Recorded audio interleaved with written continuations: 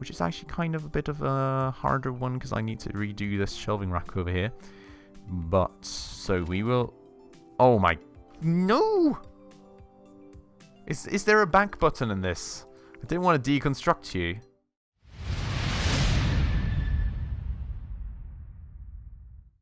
Alright guys, hello and welcome back to another episode of Good Company in the Freeplay mode with me, Spacefish.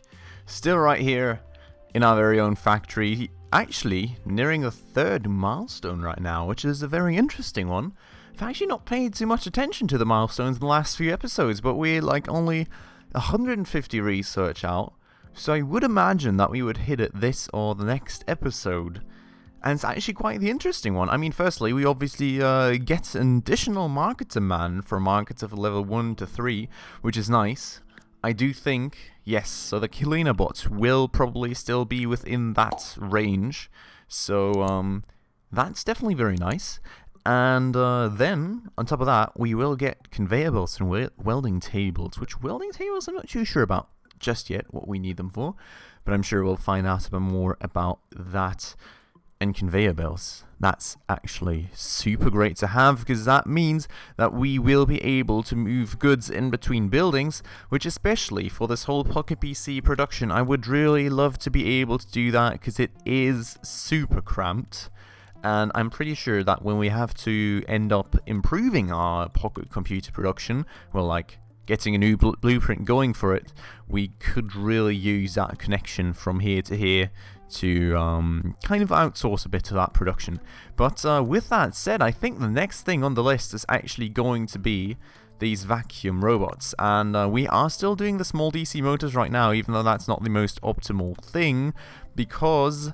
well, as you guys saw in the last, well, not the last one, but maybe the one before, well, we did find out that we can actually throw stepper motors at it, and that actually kind of leaves us with the more desired output of mobility, because small stepper motors are good for mobility, while DC motors are kind of better for speed, and I didn't notice that in the first place. Well, I didn't even have stepper motors, so... kind of a part of it there as well. But we kind of just pre-designed this thing here.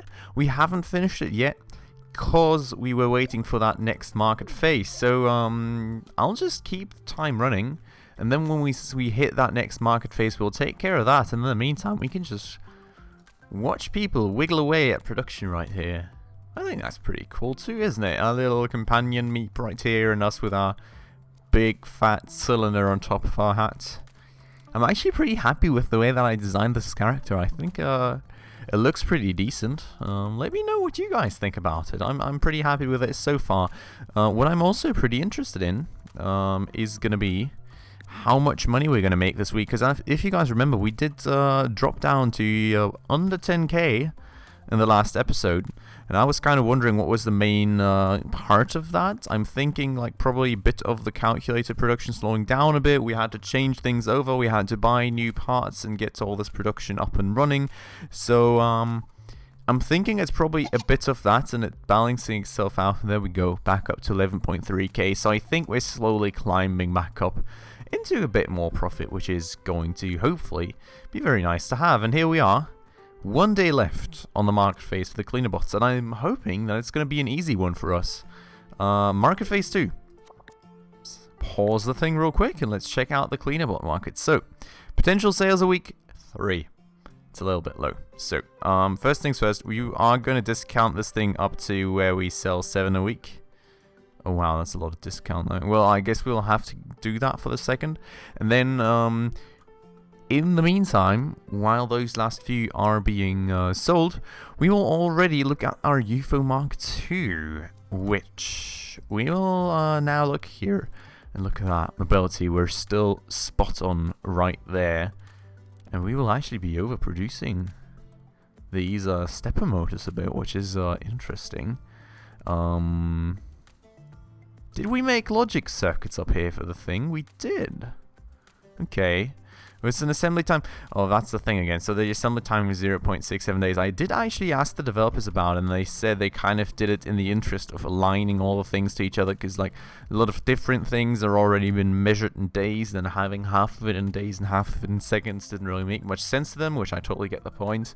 And they also said that they were going to be looking at actually kind of balancing that in the future to where it's actually going to be a bit more simple for you, like 0.4 days of assembly time or 1 day of assembly time. So they're kind of getting rid of the odd numbers. So hopefully that will be the case eventually. But looking at this now, so it's 4 seconds. Yeah, right. Let me look at that instead. It is 0.27 days rather on the electronics workbench. Pick and place machine. Interesting. I don't have that one yet, do I?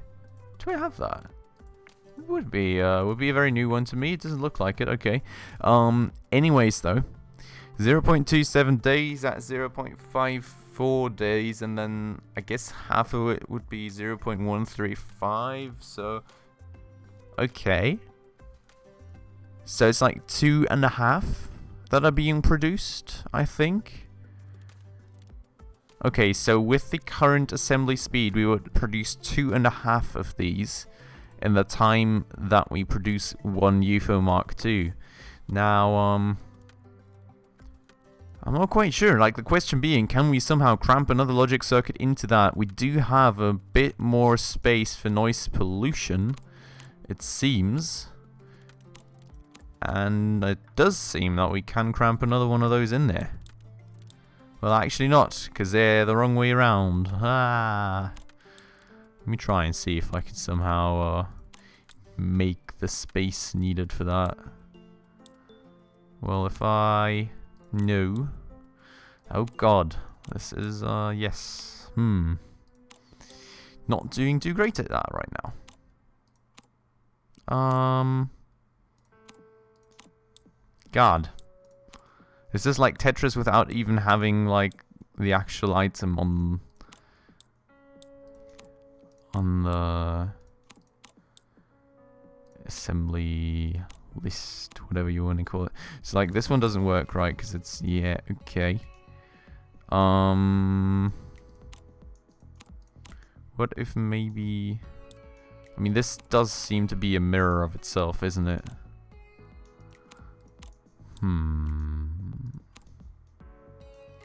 Could I maybe change that by doing this? Then cram that in here.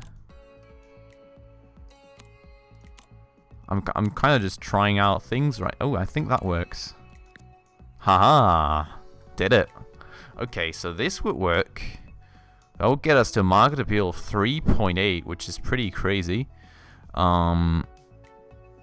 Assembly time does seem about fine, right? What did I say for those other things? I think it was 0.27 days? I mean, we can always check.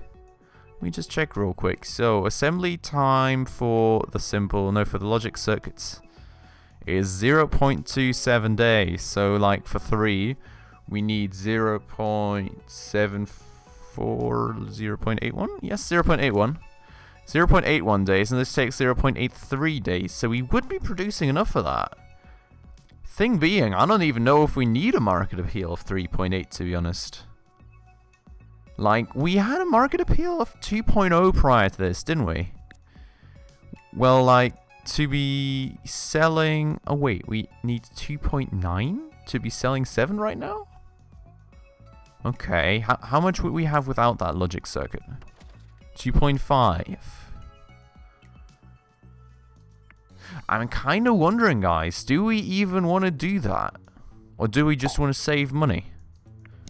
I mean, other possibility would be another register bank, and it's cheaper to put in, way cheaper than a logic circuit. That would get us to 3.1. I think that's probably the way to go if we can produce enough for that. 0.76 days of assembly time. And look, I'm pretty sure we're going to be able to do that. Looking at this, I mean, she's already waiting to just put that in there. So, yeah, we're definitely able to do that. I think let's do that. That does leave us with a lower market appeal, but as we only have one final assembly station right now anyways, and scaling up to 2 would require a whole lot more production. Or would it? Yes, it would. It would. Because we would need to scale this logic circuit thingy up to 2. So we would need 2 more tables for these. This would be good.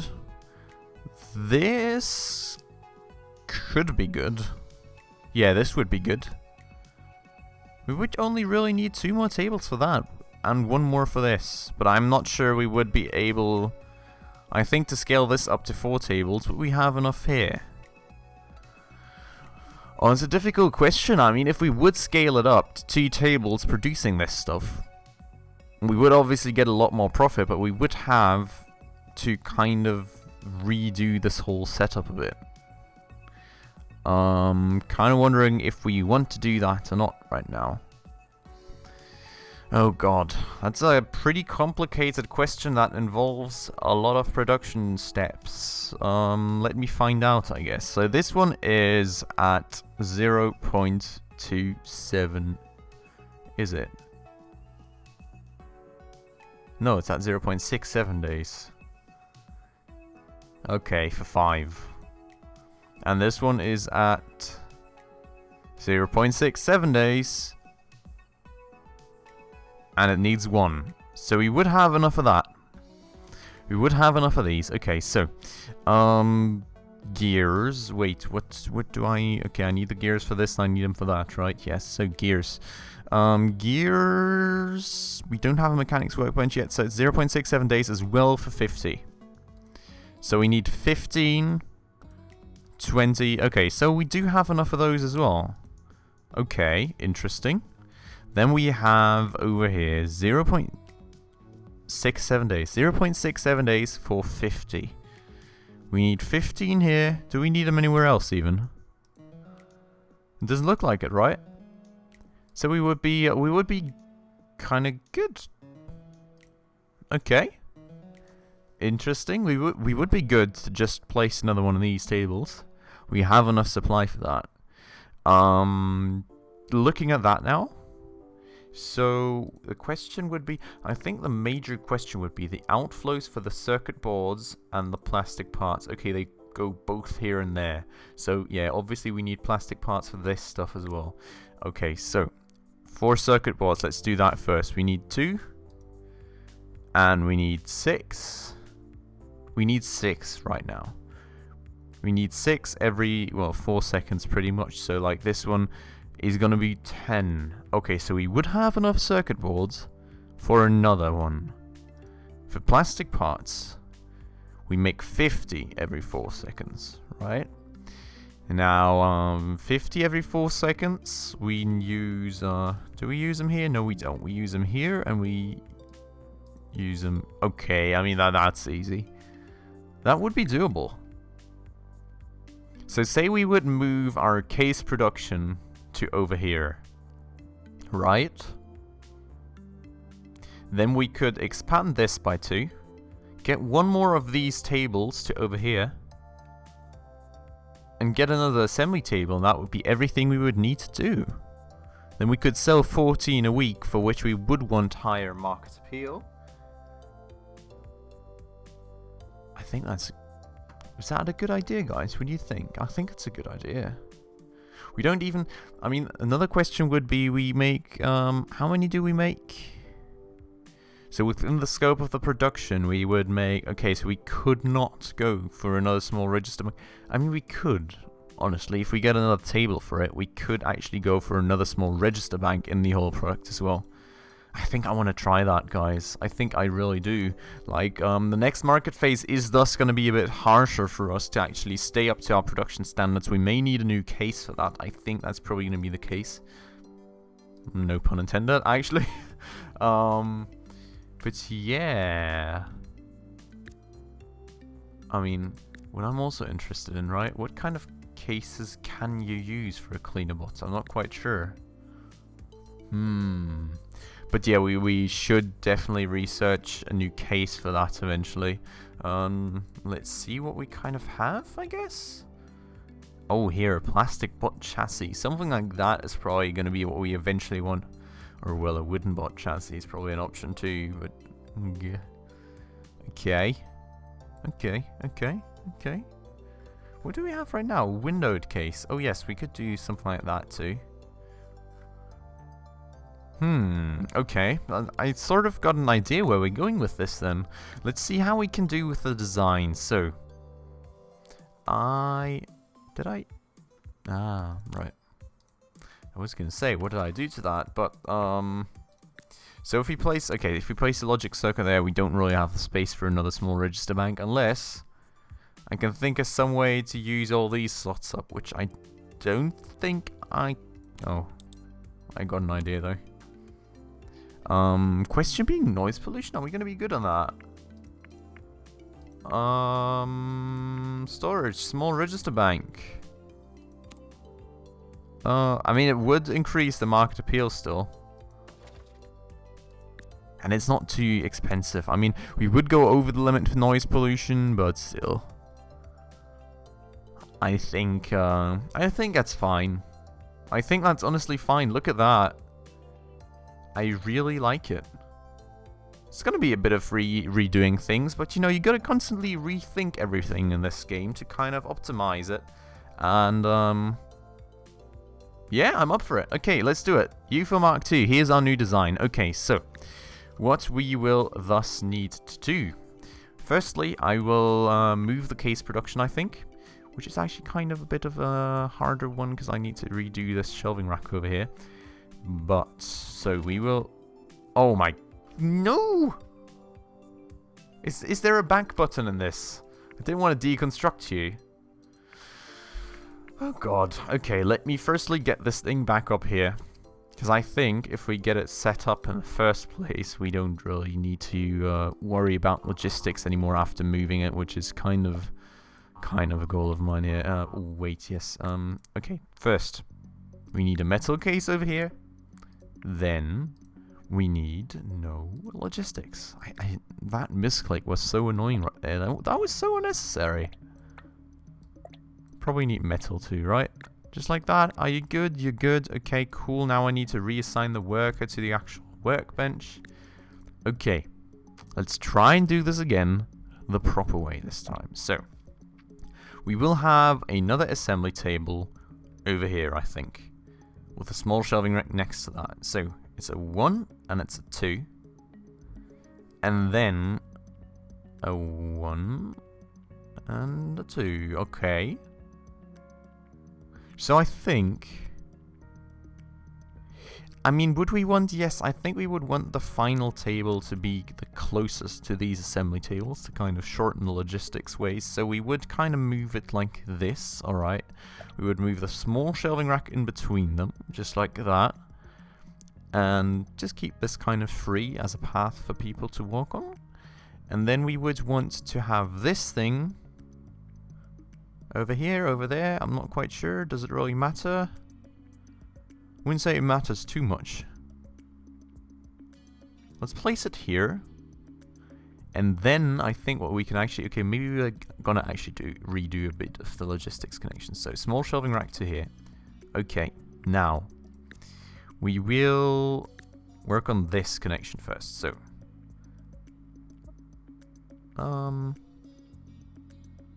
what? Why is that the case? That should have been connected to this one in the first. Ah, because it's accessible. Oh, I see how it is. I see how it is. So would be kind of advantageous, right, to have this thing the other way around? Yeah, I think it would be. We could swap them out. Okay, let's do that real quick. So we will just do this real quick here, and then yeah. I mean, is that actually better? I think it is. Okay, let me play this through in my mind real quick. So the plastic is not going to come in from here anymore. We are instead going to get some plastic into... Well, we do have plastic on that table already, so we'll get the plastic from here. We will then proceed to put the final product into this shelf right here. What's that connection? Ah, okay. That connection can go away. So the final product here goes into that. And then we have our simple case. Okay, so Simple case. Then in this shelf, we will need plastic and metal. And that should be everything that we need for this basic workbench right here. And we should get the metal case out of that. Yes, I think that'll be easy, because like this way is kind of shorter for that dude, and this way kind of is pretty short. Yeah, okay. So then, glass. We don't need any glass in here anymore. We will need the glass in there, though. And then, all this stuff goes into here. Perfect. And the guy can still move it out into that shelf. If he does. Where does the windowed case go to right now? That's the connection, right? The windowed case, yes, there it is. Okay, I think that's good. So that way we will have the windowed case in this shelf, and that'll get transported over to here. That's all newly set up. That's great. We have all the workers we assigned. We have the logistics connections done. We do need to take these two things out real quick, so let me do that for a quick second. Just like that. Yes. And then the glass. What? Well, that glass in connection should be gone, yes. So we have that glass connection right here. Do we? Yeah, we do. Okay, cool. I think that works. That works nicely. Okay. Part 1 of the change. Part 2 of the change will be that I will move this thing here to there. I will move this to here. And I will get another table here and like another 2. Okay, so build. We will need electronics workbenches, a few of them. One here, one there, and another one there. And then, I actually like that whole concept, right? The expandability on it, just as a little sidetrack, the all expandability on this concept, I really like it. I think this is really working out very nicely so far. I like my whole design in this particular part of the factory very much. I have to say, I do really like that. So, same setup as here pretty much for that. Then we will have another small register bank set up right there. And now I just see that we don't actually have enough of these flowing in, do we? Could we... I kind of have an idea, right? And it would kind of work, and I think that's what we're going to do. We are going to put a chemistry table right here, I think. Kind of wrecks my design a little bit, but I just need to make sure that we actually have enough circuit boards flowing in, and I think we don't right now. Because, let me double check. I've got 10 here. Using 4 here.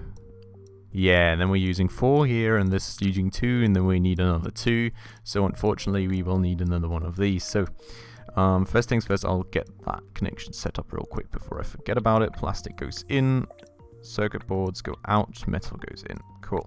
That's that. Now, these recipes are set up. Let me hire people, and we can quick hire now via this little shortcut up here, which is absolutely awesome, actually. So, doing that, 3 people into there. Perfect. Now, we need logistics connections for this stuff as well. Which means that we will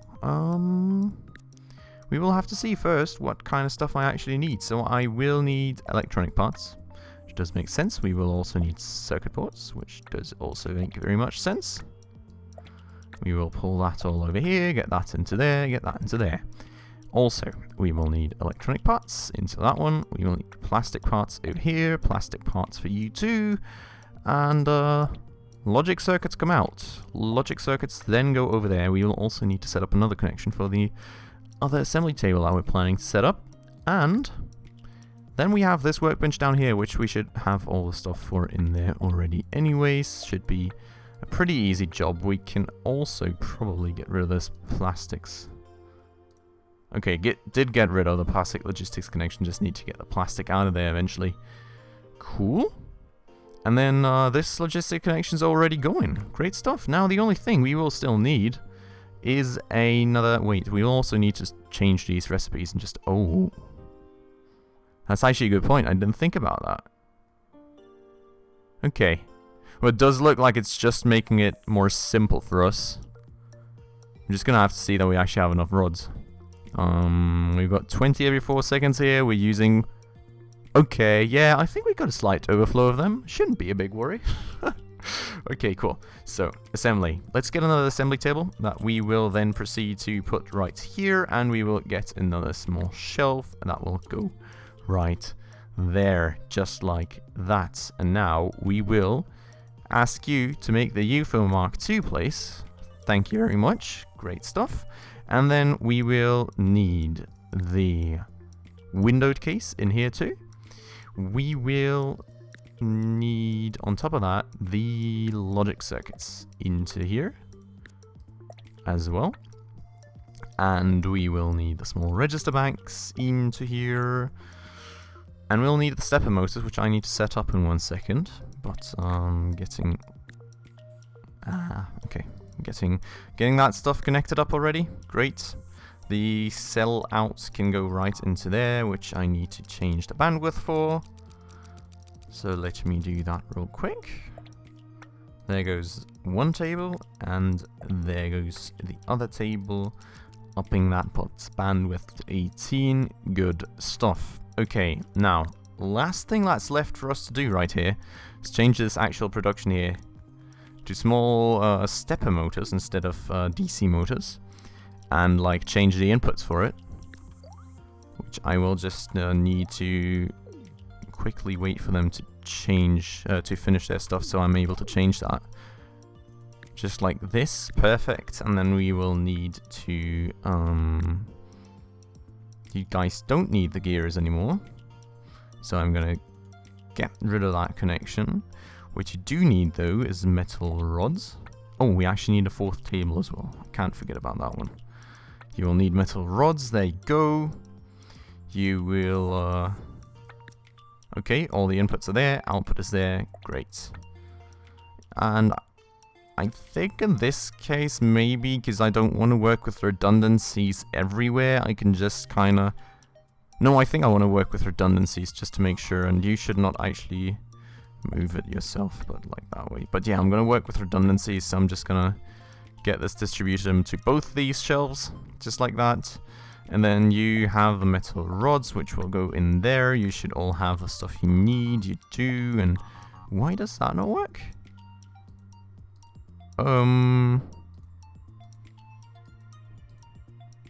Does any of these have a bandwidth of... Is there a metal bandwidth of 2? Okay, let me just get the time going again for 1 second and like get these DC motors out of... Oh, metal. Yes, there's a metal bandwidth of... I don't quite understand that one, to be honest. Okay. There we go. And then the outs go into here again. And the outs will go into here again. And we will need one last table that I nearly forgot about. So, basic workbench, stepper motor, quick hire somebody, and get another... Oh, another shelf that needs to be in range of some logistics point. Which these guys down here are not in range of a logistics point anyway, so we will need another one of those, and I will just place that here for the time being. Doesn't really fit into the symmetry, but at least it does apply everything that I'm going to put here. So let's just do that. Quick hire another person, and then we can actually have another shelving rack placed right here, and gonna have to get it the inputs that it needs, which should be a rather easy task. So mechanical parts need to go into here. Metal needs to go into there too. And metal rods need to go into there. Cool. And then in, out, into there, and into there. Good stuff. Are you now... Okay, that's also automatically connected because I just pulled that shelf onto this assembly table, which is very awesome. I was kind of thinking I had to do that still, but apparently I don't. So I think it's time to get production running. Get those DC motors out of there too. I'm gonna not throw those on here to sell, because, like, you know, need to empty, actually, you know, I could just lower the bandwidth by 2 for a quick second. And then just get the DC motors onto there. And there we go. Okay, cool. Research is also proceeding nicely. Does look like that will still need an episode or two, but hopefully not too many. And research complete. Let's just choose another project real quick. I think I want to kind of go towards these plastic bot chassis. Or I could go towards... I mean, metal bot chassis is already actually researchable. So let's do that first and then maybe get this one up there in a bit as well. So let's start the research on a metal bot chassis. Just like that. And there we go. Okay. And I think that already actually sums up this episode. I have taken a long time to actually design that new product and optimize all these things. I do hope that I didn't forget anything. I haven't seen any exclamation marks and stuff so far. So, you know, if I forgot any employees or stuff again, you know, let me know down below in the comments, guys. I do hope, however, that everything works. And I do think that we will find out if it does together in the next episode. So I do hope that you enjoyed this one. If you did, please make sure to hit that like button down below. And if you're new to the channel, also please consider subscribing and hitting that bell icon to stay up to date on any upcoming episodes. And as always, guys, thank you all so much for watching, and I'll see you in the next one. Ciao.